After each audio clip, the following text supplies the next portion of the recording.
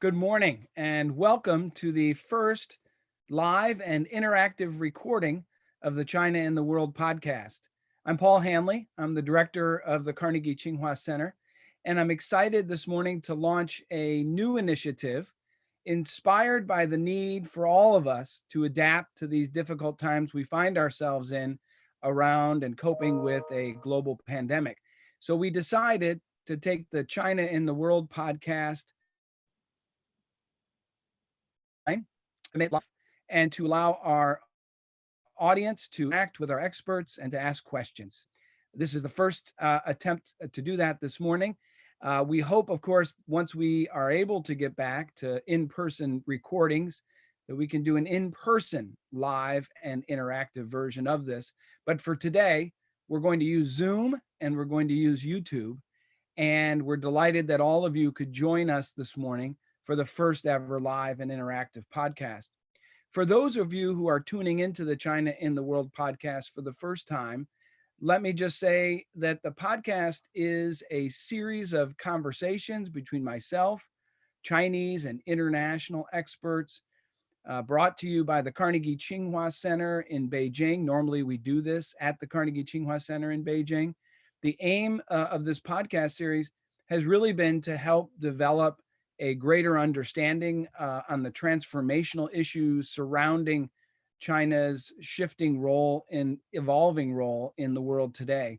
We discuss Chinese foreign policy issues. We discuss China's international role and relations with countries and regions around the world, including, of course, the US-China relationship. Today, after nearly 7 years of running the China in the World podcast, we are proud this morning to be recording the 150th episode.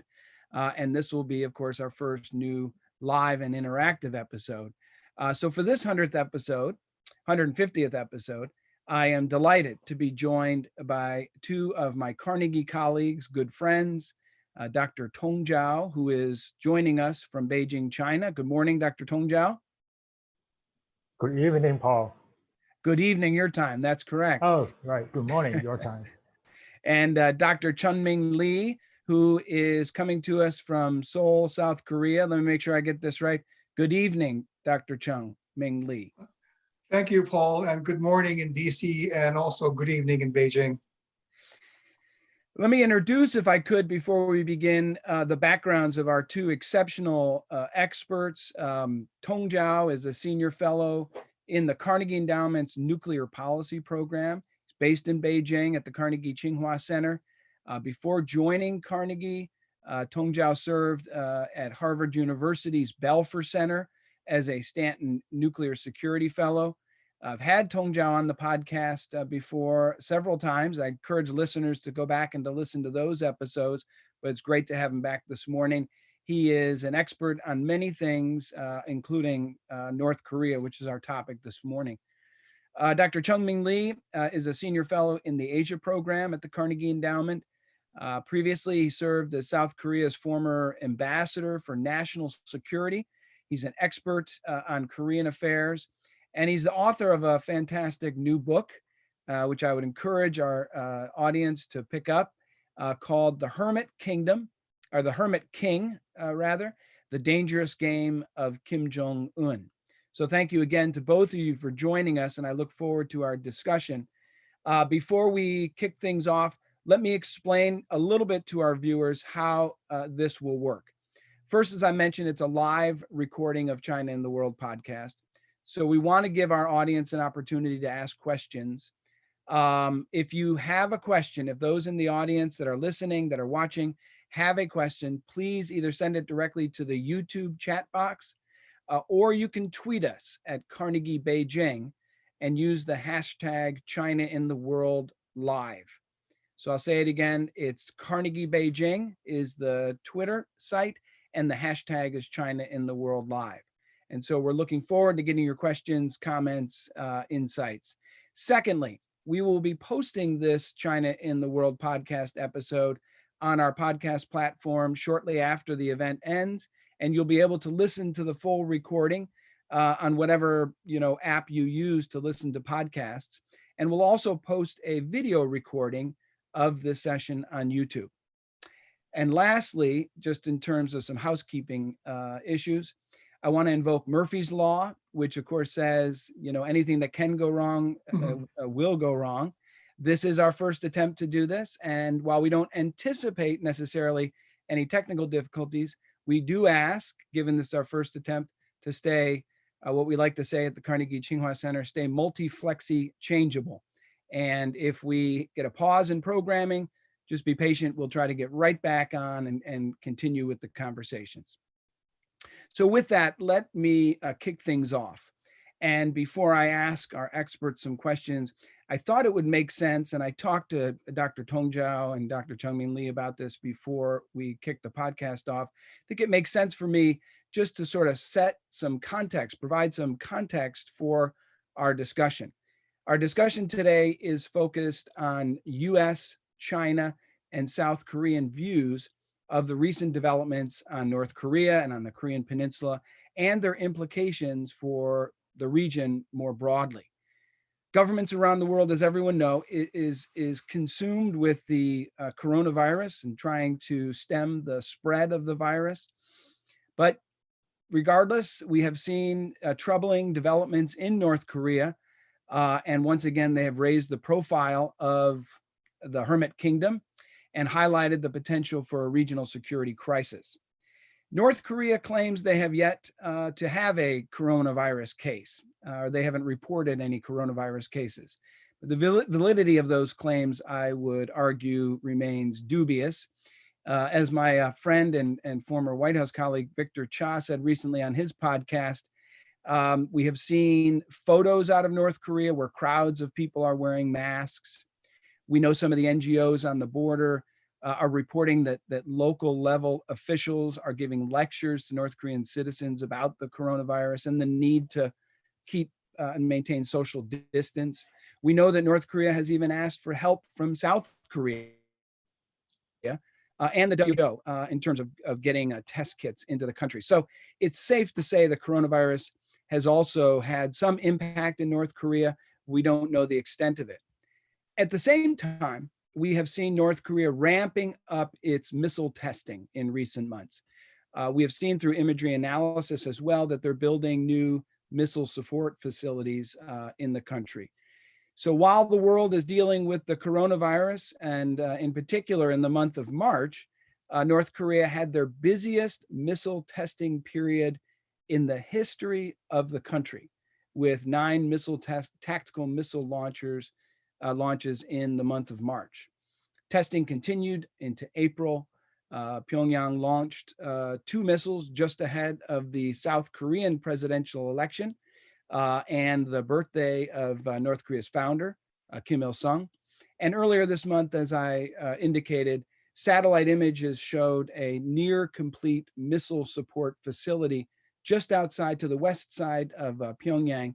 And it's large enough to hold North Korea's intercontinental ballistic missiles, their longest range missiles. And that's, all of that indicates a troubling sign that the North Korea continues to develop its ballistic missile program, even while the Trump administration has engaged in diplomacy. Furthermore, in early April, we all saw Kim Jong-un went missing, disappeared for nearly 3 weeks, fueling speculation around the world that his health had deteriorated or he was hiding in some remote location, potentially to escape the coronavirus. My friend Danny Russell, a former Assistant Secretary of State for East Asia, said maybe he was holed up in a secret location with Dennis Rodman watching The Last Dance, the Michael Jordan documentary. We just don't know. The real reason that he was missing, he has emerged, but the real reason why he was missing is unclear, and we'll get some views from our experts this morning. But despite having reemerged on May 1st, where we saw him at the ribbon cutting ceremony for a new fertilizer plant, since then he continues to maintain an unusually quiet profile. These developments highlight the potential for a crisis of some sort in North Korea that would of course require the involvement of China, the United States, and South Korea at a time where all three of our countries are dealing with the coronavirus. It also, development would also come at a time where relations between the United States and China and the United States and South Korea are increasingly strained. In particular, the US-China relationship. We have witnessed tensions reaching new highs in recent weeks, despite the sort of temporary ceasefire after the phase 1 trade agreement in January. There's an ongoing blame game over the origins of the coronavirus. There are mutual accusations on each side, claiming the other is engaging in opportunism in areas like the South China Sea, Taiwan, Hong Kong, to gain strategic advantage over the other, while the other is distracted with the coronavirus. And all this comes at a time where I believe that we need to be working as closely together as we can on the North Korea issue. The United States-South Korea relationship as well, an important alliance relationship, is also experiencing its own tensions as the two countries renegotiate the agreement over cost sharing. That's been a major issue for President Trump, continuing to push the South Korean president to shoulder a larger share of the costs for maintaining close to 30,000 US troops in South Korea. So the broader issue of North Korea and its nuclear program has been a major focus for President Trump as well since he came into office. You will recall that it was one of the things that President Obama talked to him about as he was coming into office. And President Obama said it would be one of the very top, most urgent national security issues he would face, and the most vexing foreign policy challenge that he would have to deal with in his presidency. Once President Trump came into office, he ratcheted up tensions and rhetoric in the first year. We all remember when his threats to unleash fire and fury on North Korea in the first year of office. In 2018, 2019, we saw President Trump and Kim Jong-un meeting in summits and having engaged in diplomacy. They met in Singapore, they've met in Hanoi, they've met in the DMZ on the borders between North Korea and South Korea. We've seen a historical visit where Kim Jong-un has met with the South Korean president.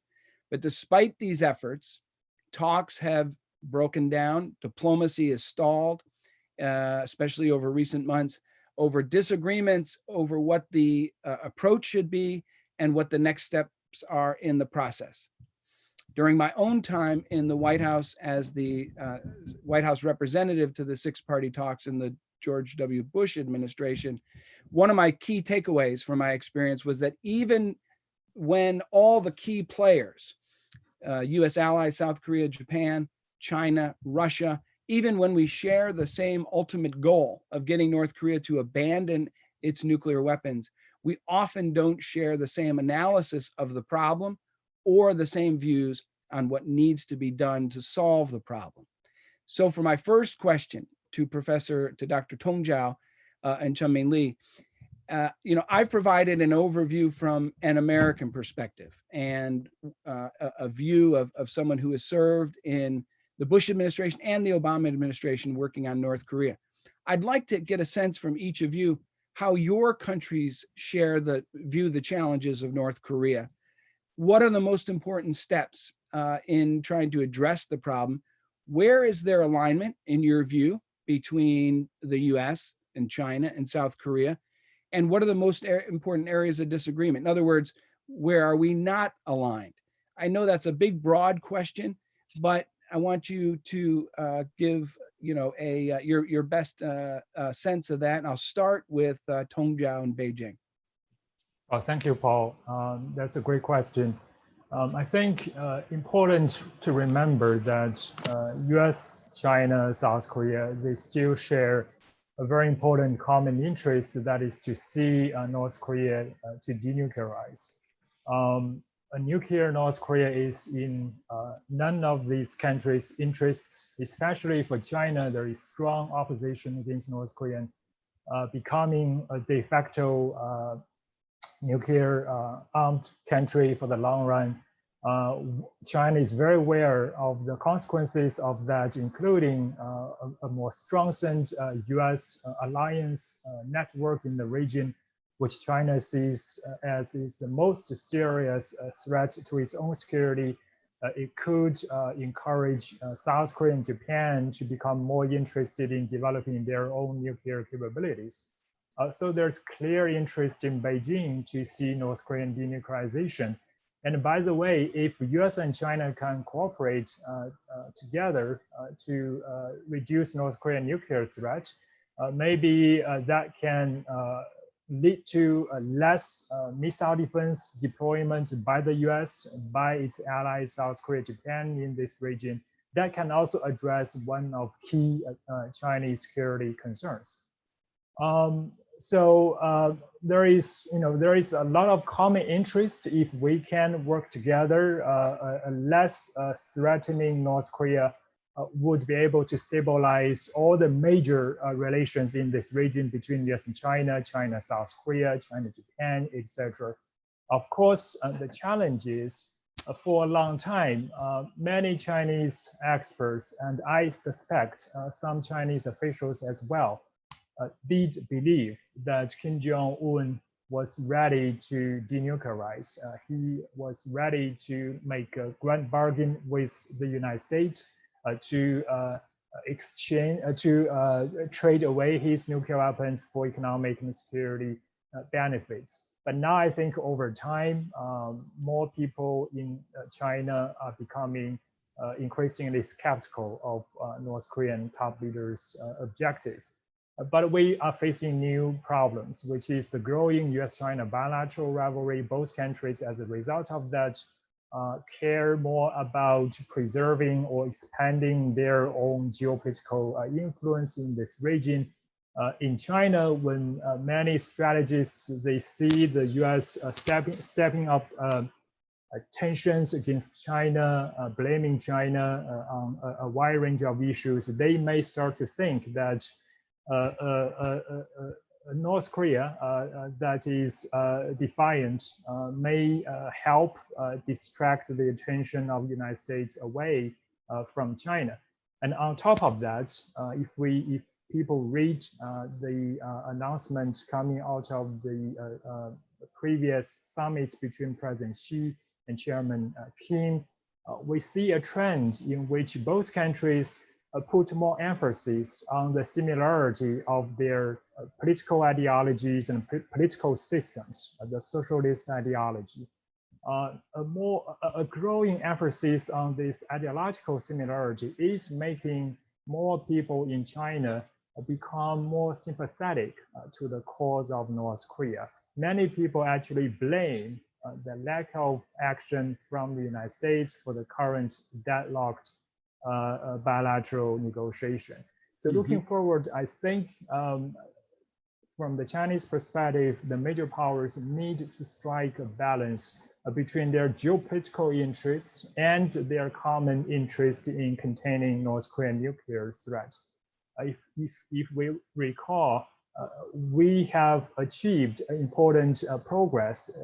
China proposed the dual track approach that was more or less achieved. North Korea did some unilateral efforts to suspend its nuclear development, and the US and South Korea scaled down their joint military exercises, allowed more humanitarian assistance going into North Korea.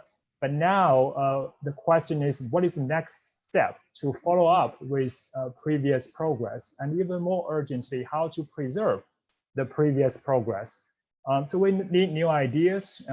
Some think tanks like Carnegie have done a lot of work. So I look forward to discussing those issues.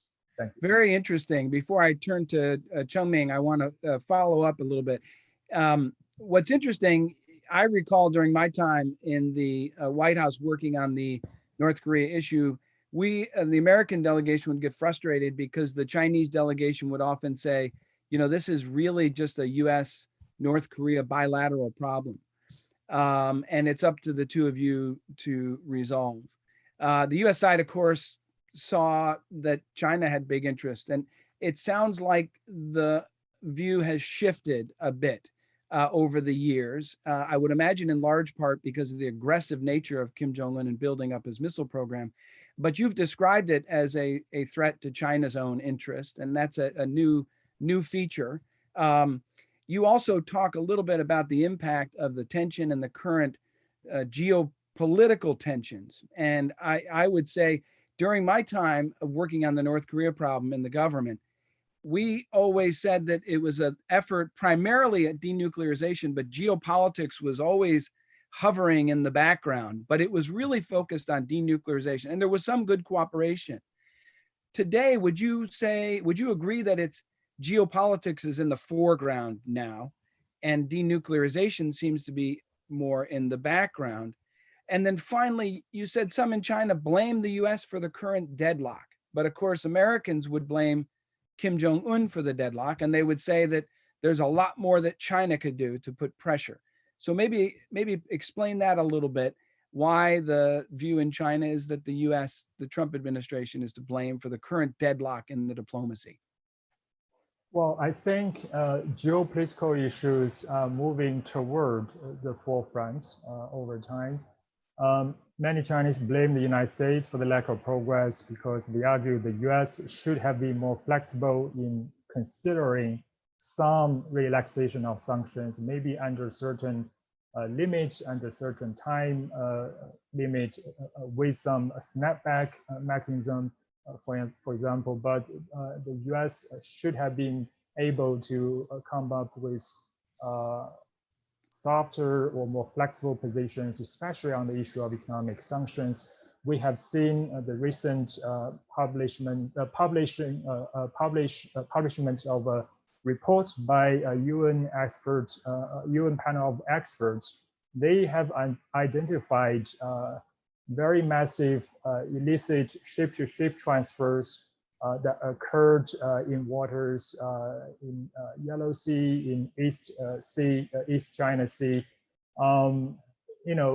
People speculated that maybe China has now done a great job to contain those illicit ship-to-ship transfers that help keep North Korean economy alive. But from the Chinese perspective, they think the American effort to strangle the North Korean economy, to press to destabilize North Korean regime is simply doesn't make sense. So maybe that's part of their interest in keeping a close eye on those illicit activities operating near China. So I'm afraid over time, with growing US-China rivalry, China is going to think more about how to preserve its own geopolitical interest. I think one way to make this work with this common objective to denuclearize North Korea is, from Chinese perspective, is for Beijing to play a more active role in influencing the design of a future security structure over the Korean Peninsula, and to come up with a roadmap that everyone can agree on to denuclearize North Korea. I think Beijing wants to play a more active role in those critical issues that would affect future regional geopolitics. And one way to do that is to broaden current bilateral discussions to multilateral discussions. Maybe China would be more supportive of those ideas going forward. Thank you. Chung Min, it's been my sense since my time working on this in the government that the US and South Korea have been pretty aligned, both in terms of the analysis and in terms of the approach. Good open flow of communication between the two allied countries. And so I want to get your sense of how you see South Korea viewing the challenge and the approach that it would work best.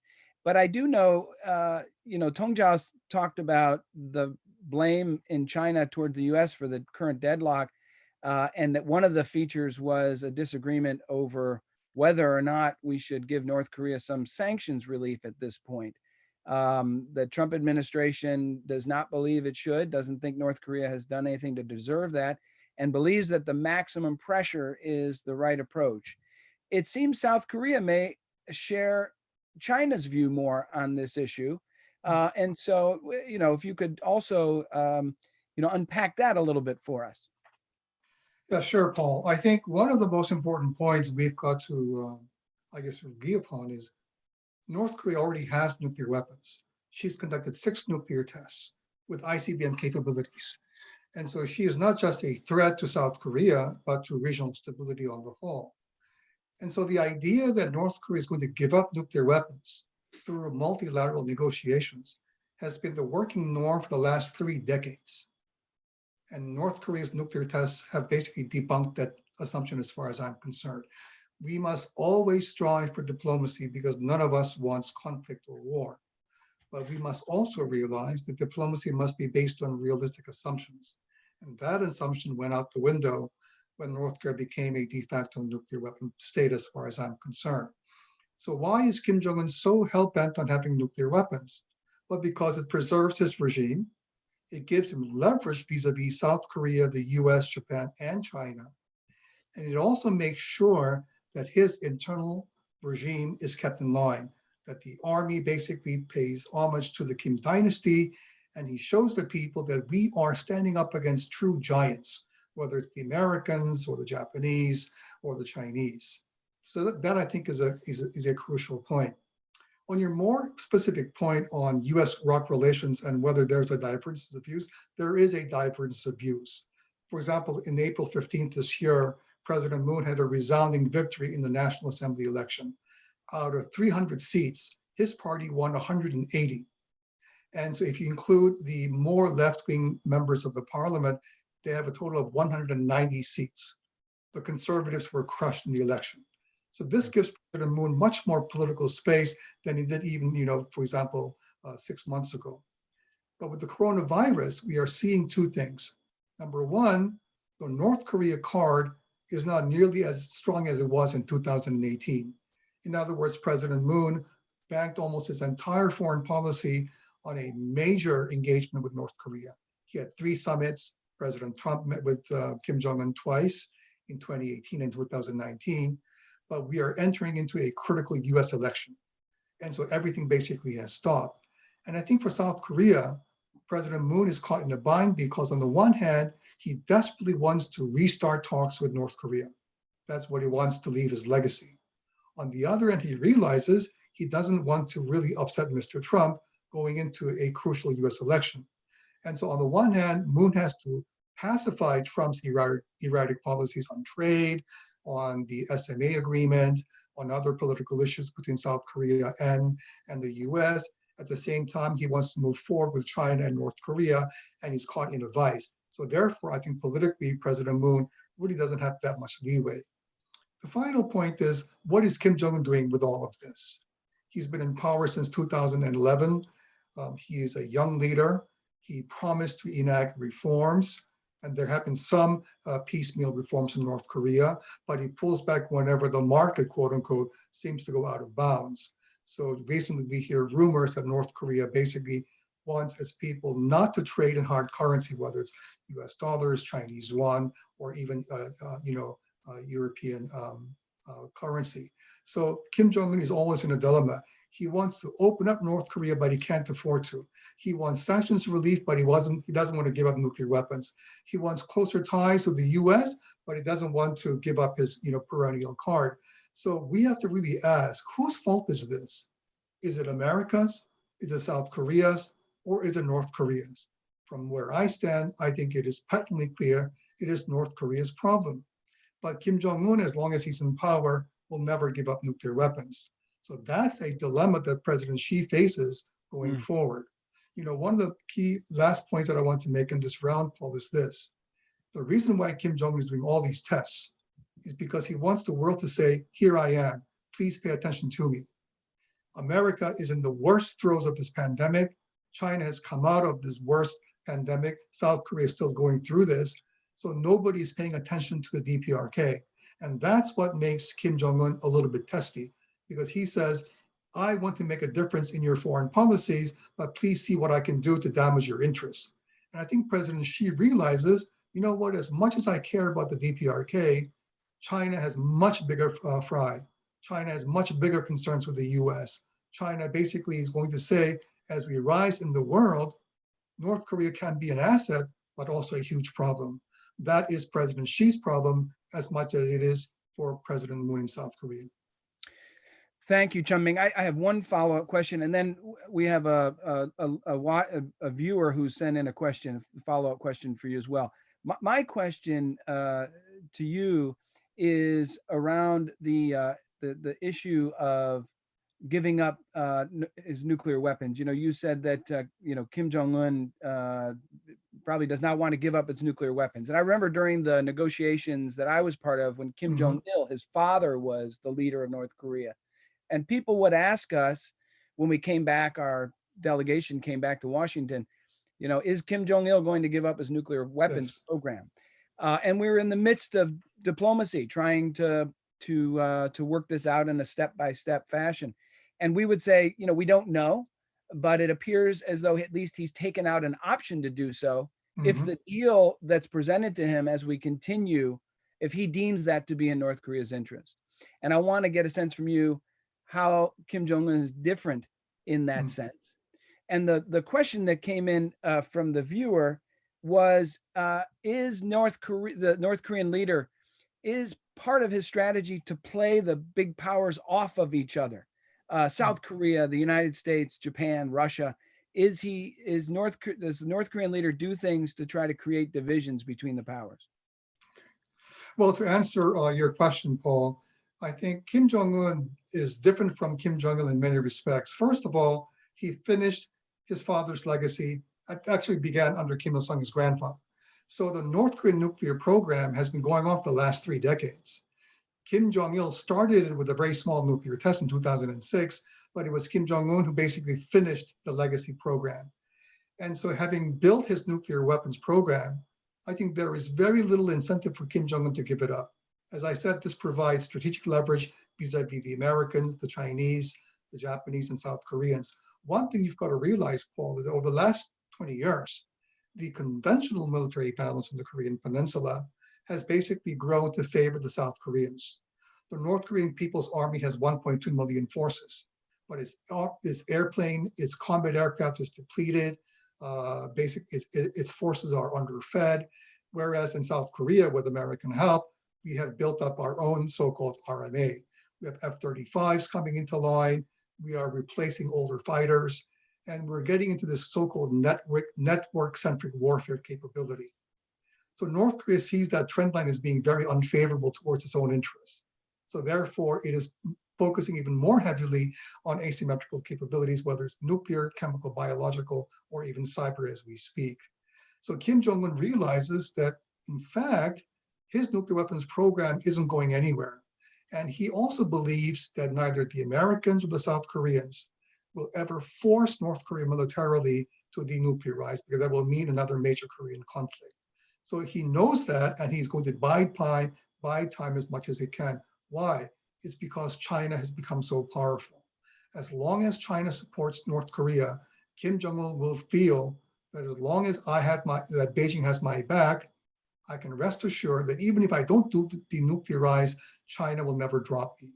And that is the biggest security blanket that Kim Jong-un has that compels him to retain his nuclear weapons. On the viewer's question, shortly, it's very true. North Korea wants to balance South Korea against the US and decouple us from the Chinese. They're playing all these games. But at the end of the day, the key is this, Paul. How much leverage does North Korea have minus nuclear weapons? Almost nothing. And I think that's also something that President Xi has to realize. If you want North Korea to really become an important player in Northeast Asia, Xi must be able to give something positive to the region, whether to the South Koreans, to the Japanese. You normalize relations, you have better economic ties. President Moon has proposed so-called peace economic ties with Pyongyang. There are all sorts of things that Kim Jong-un can do to show the world that, yes, I can reform North Korea within a certain limit, and I'm willing to play the game, but that's a political cost that he's not willing to take. So in the meantime, he huffs and puffs and threatens the world with nuclear weapons, but of course, he's not getting anywhere. Thank you. Let's turn to some developments that have happened most recently, just in the last few weeks and even in the last few days. First of all, President Xi Jinping had a phone call with Kim Jong-un last weekend. I have read reports that on the call, President Xi had promised to extend China's support to North Korea to help contain the coronavirus. Of course, this would support the views that I talked about earlier, that it's most likely North Korea has not been entirely forthright when it claims that it hasn't had any coronavirus cases. But the phone call also came after the long disappearance of Kim Jong-un, which raised questions, of course, about the who would succeed him if he had died. And it raised questions about the security of North Korea weapons. And so I think my question for Tong Zhao would be, why did President Xi choose this time to call Kim Jong-un? Should it signal anything to us about the Chinese leadership views of the state of affairs within North Korea, domestic affairs? Was there concern about his disappearance? And finally, if there was a crisis, what would China's response be in that particular case? And I have a question actually on this from one of the viewers, which said, if there was a crisis and the leadership succession wasn't clear, would China move in? This is a viewer's question. Would China move in to North Korea to secure the nuclear weapons? Well, thank you, Paul. I think what happened was Kim Jong-un sent a message to President Xi first, congratulating him on China's success in combating coronavirus. And then President Xi returned with a verbal message to Kim Jong-un as well. I think the reason why Kim sent the message first maybe partly to repair the bilateral relationship. If you recall, when the coronavirus broke out very early on, North Korea was the first country in the world to completely shut down its border with China, completely prohibiting Chinese travelers going into North Korea. I'm sure it was not well received in China. And there was not much report of high-level interaction between the two countries in the following couple of months. So there was some damage maybe done to the bilateral relationship. And after Kim re-emerged, one of his top priorities was to repair the most important relationship to North Korea. So he sent a message. And if we read the message, firstly, it's to be precise, I don't think it was a phone call. It was simply a verbal message, maybe recorded as a video or as an audio file, then sent to Kim Jong-un. The lack of real phone call conversation might indicate that there was no substantive discussions between the two leaders. They were simply. So it was just a video recording? It was not a phone call then? Is that right? Based on what I heard, it was a verbal message. Okay. So probably in the form of a video or audio message. So which means they didn't have strategic decisions to discuss really sensitive issues to exchange views on. It shows the superficial level of the bilateral relationship to some sense. And I do notice a sentence in the message sent from Xi, and he emphasized that the role the two countries can play together to contribute positively to regional peace, stability, prosperity, etc., etc. That's the only reference to security and stability issues in the entire message. Again, they didn't touch upon, or at least in the open, in the publicized version, they didn't touch upon denuclearization issue. They only use this very vague, abstract reference to regional peace. Maybe that indicated a Chinese interest, a Chinese message to North Korea. We want you to maintain peace, don't provoke too much.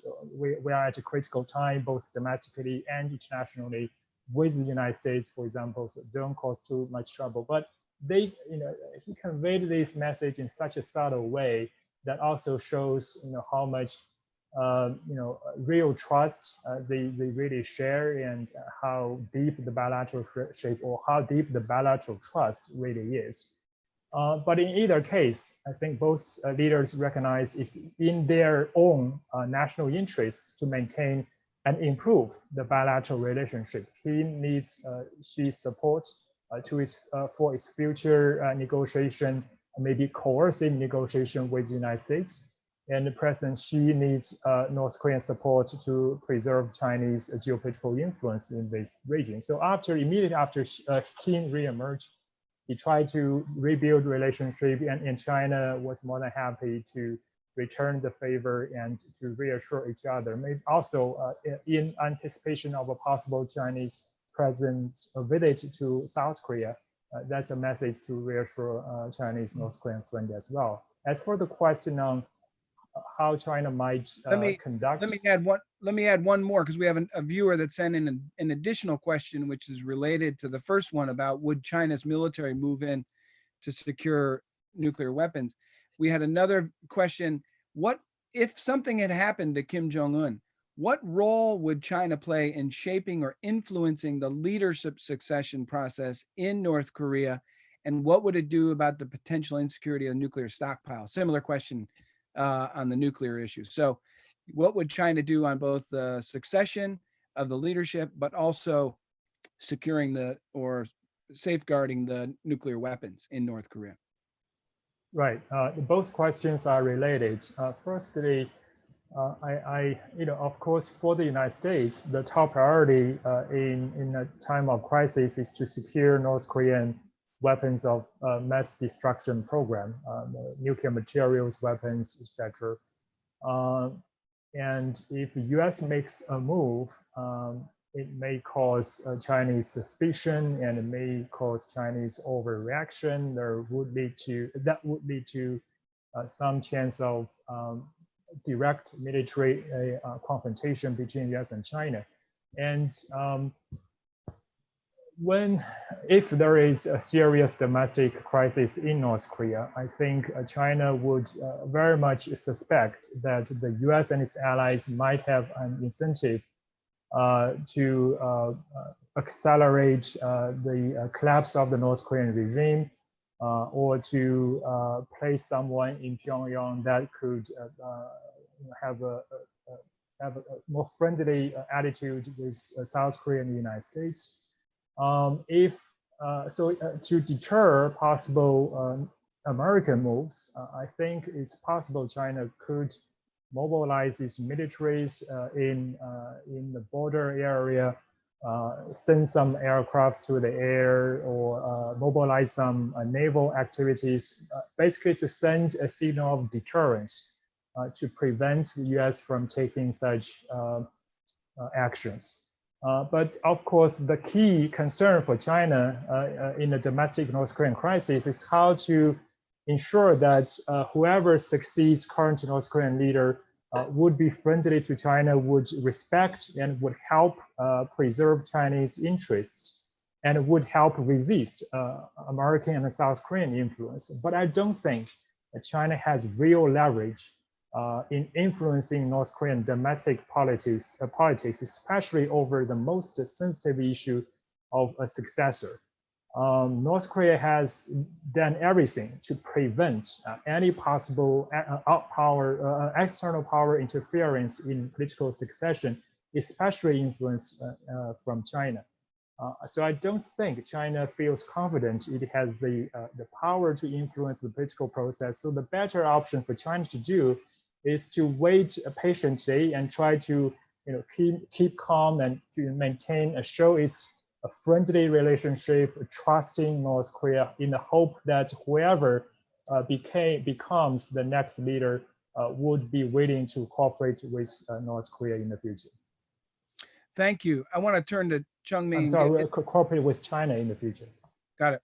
I want to get Chung Min's views on these issues as well, recent developments, but also these important questions about if something were to happen, how does South Korea see the role of influencing leadership succession and securing nuclear weapons? But in addition, we have one viewer before you answer that, Chung Min, who says, why was South Korea so skeptical of the rumors about Kim's disappearance? They seemed to be different from the rest of the world. The rest of the world thought he had died. How did South Korea know that he was alive? Do they have better intelligence? What was it that led South Korea to know that he was still alive? Good question from our Paul, this is a great question, because when Chairman Kim was absent for 3 weeks, and he's absent now for the last 10 days or so, there were many people outside of Korea who asked me to write a commentary or come on air and talk about why Kim Jong-un was absent. Kim Jong-un was absent. And I refused because I didn't know. That's the honest truth. Nobody really knew exactly where Kim Jong-un was. But at the height of the rumors that were generated because of one press release from this North Korean news site that allegedly said that Kim Jong-un had a coronary, operation of a sort, and that he was basically on the verge of being comatose. And from that moment on, the rumors mill just became larger and larger and larger. And I think the South Korean government, you must imagine, our most important intelligence target is North Korea. If we don't know what's happening in North Korea, well, God help us, because then who else knows what's really happening in Pyongyang, including our friends in Beijing and Washington. And so I think South Korea's intelligence agencies this time around did a fairly good job in making sure that we understood that although we cannot divulge our sources, they were very confident that Chairman Kim was basically alive and well. And key officials said that he was resting in Wonsan, that he was not under any surgery, and all of these rumors about him being sick or Chinese doctors coming in droves basically was not all true. Having said that, then why did the world become so, why did they react in this way to Kim Jong-un's absence? It's because North Korea is the one country in the world where lack of news can lead to very highly unstable relations, including, for example, the future of its nuclear inventory. And so therefore, for example, if you take Pakistan, another country that has a very fragile state, that has nuclear weapons, we would be very concerned if there was a news blackout in Pakistan for a number of days, right? But in North Korea, that basic worry is compounded by several more degrees. But I think the South Koreans, in particular President Moon, wanted to convey the impression to the outside world that even in the midst of this unknown unknowns, South Korea had a fairly good idea on the North Korean pulse. On the more important question of whether South Korea has any leverage on North Korea's future succession games, I would say almost none. If you look at what happened when Kim Il-sung died in 1994, when Kim Jong-il passed away in 2011, South Korea basically knew that Kim Jong-il was going to be the next great leader after Kim Il-sung died. We assumed Kim Jong-un was going to be the next great leader after Kim Jong-il died. But there was no, in terms of leverage, because North Korea is a very hermetically sealed political state. I would agree with Tong Zhao that even China has almost zero influence on what type of leader may emerge post Kim Jong-un if we ever go down that road. I think many people realize that Kim Yo-jong, Chairman Kim's sister, is perhaps the second most powerful person in North Korea. His half-uncle has been brought back after 30 years of exile as an ambassador in various East European capitals. He's got one other older brother who has no interest in politics. So if another member of the Kim dynasty were to succeed Kim for whatever reason, I think the best choice would be perhaps Kim Yo-jong. But she is untested. She has a very important portfolio in the Korean Workers' Party as the deputy director for propaganda and agitation. But I don't think she has a full grasp on the Korean People's Army, which is always the perennial concern. So I think from a Chinese perspective, you would want a leader that was not only conducive to Chinese interests, but was able to control the North Korean KPA. The last the Chinese want is massive unrest within North Korea, where the generals are not in control over 1.2 million potentially very angry and headless armed forces with nuclear weapons all around. So that's the worst nightmare that the Chinese can perhaps muster. Well, we've got a number of questions and we've got about 10 minutes left. And so I'm going to just go to the list of questions we have from our viewers. And I'll start with a question for Tong Zhao. two questions for Tong Zhao, and then Chung Min Lee, there's a piece in there for you as well. First, to Tong Zhao, what would a China-sponsored security umbrella over the Korean Peninsula look like, is the question from the viewer. And then second, has China leadership decided to put more pressure on President Moon to shift his North Korea policy in a direction more aligned with China's? And a subset, a question for Chung Min, is that, are the South Koreans feeling more pressure from China to do that? So over to you, Tong Zhao. Oh, by the way, the second question comes from Gil Rosman, who's a Asian Studies professor.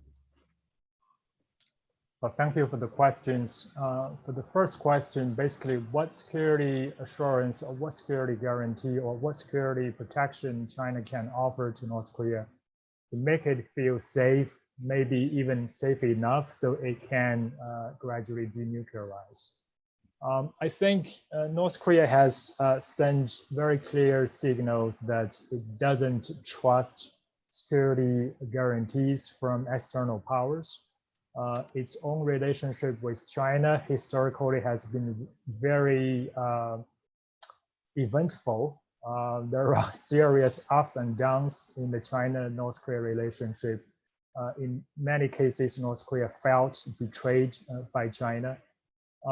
So if there is lack of real trust, how could North Korea depend its own security and survival on external help and protection from a power that can change its interests over time? But I think the key question is, we don't know what North Korea wants. Since the start of diplomacy in early 2018, North Korea has never said, I believe, both openly and in behind closed doors, what it wants, what security guarantee or what security assurance, if any, it wants from the external powers, including from China. You know, there is agreement that the relevant parties should work towards a peace regime to replace the Cold War legacy security landscape that makes North Korea feel threatened. But what should constitute this peace regime? What should be the role for other big powers from the North Korean perspective? We don't know. So the big powers, and including China, I think, need to put pressure on North Korea to express its own will clearly. One way to do that is to further advance this idea of making a denuclearization roadmap, because a roadmap basically means it lays out all the reciprocal steps that relevant parties should take in a process of denuclearization. That would include what US should take to make North Korea feel safe, and what other powers, including China, should do to make North Korea feel safe. So I think to make a constructive move next going forward, a roadmap is what the major powers should focus on. China, Russia have taken some initial efforts in drafting some big principles of a roadmap. I think next step is to share this and to have really substantive discussions, coordination among all relevant parties, US, Russia, China, South Korea, before we present it to North Korea and really ask North Korea to express its own will in terms of demanding security assurance externally. Thank you. And by the way, that question came from Nils Chan, who is the father of the China and the World producer, Lucas Chan. It's a good question. Yes, and on the question, and on the question about Chinese pressure on President Moon to shift its approach. You know, Paul, I think for the last several years, at least under the Moon administration, President Xi Jinping has tried to play a very nuanced strategy towards Korea. He ramped up tensions under the last period of the Park Geun-hye administration, when the Koreans deployed THAAD to counter North Korea's nuclear weapons. And the Chinese were extremely upset, as you can recall. And Chinese ambassadors and politicians and leaders were extremely verbal in their accusation to the ROK.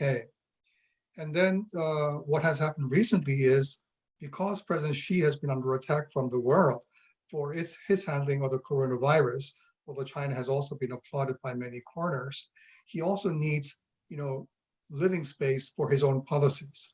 And in that sense, South Korea is a very important partner for the Chinese, economically and politically. And so President Xi wants to make sure that he will be able to provide President Moon with a political gift, including, for example, his first post-corona trip to South Korea, maybe by the end of the year. And if that happens, that will be a big boon to President Moon, as well as to President Xi's, so-called Northeast Asia policy. So China has always a calibrated approach. She pressures South Korea really forcefully when she feels that South Korea will buckle under pressure. At the same time, she doesn't want to push South Korea too much, because then South Koreans will say, we've got to strengthen our crucial alliance with the US. On the corona issue, for example, China sent very strong signals: please don't close doors on Chinese citizens. And President Moon basically agreed, even though there was a lot of people who were upset in South Korea. So this is China's strategy going forward. We're coming up on our time, and I need to just say to our viewers, we got a lot of questions in, and I'm sorry I was not able to get to everyone's question. I want to take one more question in our last 2 minutes and ask you for brief answers back. But it relates to something that Tong Zhao has talked about, which is the shifting US-China relationship. We have a question from Jim Leckleitner, Parkbridge Partners, former Carnegie Tsinghua member of the team. And he wants to get both of your perspectives on the shift in the US approach to China. There's obviously a lot more pressure, more confrontational, demanding reciprocity. How do you see each of you, from a Chinese and South Korean perspective, how do you see that approach playing into the question of cooperation on North Korea? And just more broadly, how do you see that approach? Will it produce the outcome that the administration is trying to achieve? I'll start with Tong Zhao. Sure, thank you for the question. I think it's clear that the US-China relationship is becoming more competitive and hostile, but it's also important for both countries to strive to manage their comprehensive competition. And one way to do that is to really highlight their existing areas of common interests. And to contain North Korean nuclear threat is one of these clear common interests between the two countries. So to go forward, they really need to press North Korea to demonstrate its political determination to give up nuclear weapons. And one way to do that, I have talked about, is to focus the discussion on a roadmap. But for the near-term future, I think North Korea would still have incentive to make more serious military provocations, because it is a safe period before the American election for North Korea to do more missile tests, to build up its capability, to enhance the credibility of its deterrent without fearing too much about international backlash. But North Korean provocation would cause real trouble for both China and the United States. So they should have a near-term interest to coordinate about what red line they should set beforehand for North Korea, and have a discussion on that. And if they also want to move the denuclearization discussion forward, which also contributes to a US-China bilateral relationship, they really should start talking about under which conditions the international community should consider relaxing some economic sanctions or suspending some sanctions over North Korea, how to build in a time limit on such suspension, how to build in effective snapback mechanism. And that's a necessary condition for reaching an interim deal that would effectively freeze the further expansion of North Korean nuclear stockpile. So that's essential for near-term future. But also, in addition to that, one way to stabilize US-China relationship when it comes to North Korea is for US and China to have a substantive discussion on missile defense, because North Korea is an important third player in the US-China dispute over missile defense. A discussion that can take place between Washington and Beijing should focus on a joint research on whether or how American missile defense system can be designed to be effective against the North Korean ICBMs without seriously undermining Chinese ICBM capability. There has never been such a discussion, but this discussion is very important for US and China to understand what's the room to remove missile defense and other security issues from their potential cooperation against North Korea. And even if this research comes back showing that there is no way that the US can build a missile defense system that can work against North Korea without affecting China, but this process of discussion would help reassure China at least that US has tried. There are objective, technical, or geopolitical, geographical limits. So that will still help reduce and mitigate Chinese worst case thinking about North American strategic intention over China. So there are many ways to have substantive discussions, which I think the two sides should take as soon as possible. Thank you, Tong Zhao. Chung Min Lee. Yeah, briefly, Paul, I think it's very important to understand that, yes, the Chinese are concerned about America's missile defense system, whether it's in Japan or South Korea. But the key issue here is, what about China's offensive systems? China is on the verge of deploying its second aircraft carrier. She is also planning to deploy and operationalize a long-range strategic bomber. She is modernizing her nuclear forces. China is working on rail guns. She's working on new missile systems, hypersonic missiles, for example. So all of those systems not only degrades South Korea's defenses, it also degrades Japan's defenses. And in that sense, it also basically makes sure that means that America's defense structure in the region is also compromised. So I think, as Tong Zhao said, there are Chinese concerns, but there are also very clear South Korean, American, and Japanese concerns about Chinese moves on this front. One of the most important points is this: if we realize that the North Korean nuclear issue is going to be with us for a long time, the US-China relationship must work together. But I'm afraid, Paul, that the US-China relationship is going to get much worse before it gets better. And that is a key cause for concern in Seoul, because even as we manage our ties with the US with all the difficulties, and also with our partners in Japan, if US-China relations sour, it will sour the entire mood. And that's something that we simply can't afford. Thank you both. I've gone a couple minutes over, but I've gotten authorization from my podcast producer, Lucas Chayan, to ask one final question to both of you. And I'll ask you for your brief answers. Big election coming up in the US in November, presidential election. Joe Biden appears to be the presumptive Democratic nominee. A lot at stake for this election, but I just want to get a quick assessment from each of you how you see the implications of this presidential election when it comes to the North Korea issue. And I'll start with you, Chung Min. If President Trump wins again in November, I'm sure he will try to have a big deal with North Korea, maybe sometime in 2020, 2021 and 2022 as his key legacy. Trump has had no foreign policy victory. He basically, tore up the Paris Climate Accord. He tore up the Iranian nuclear deal, and he wanted to basically have a big deal with Kim Jong-un, but that hasn't really happened. So therefore, us expect much of the same, but perhaps a second Trump win, as it were, to reach a deal with Kim Jong-un. If Biden wins, I think there will be a lot more of a retake on the US policy towards North Korea.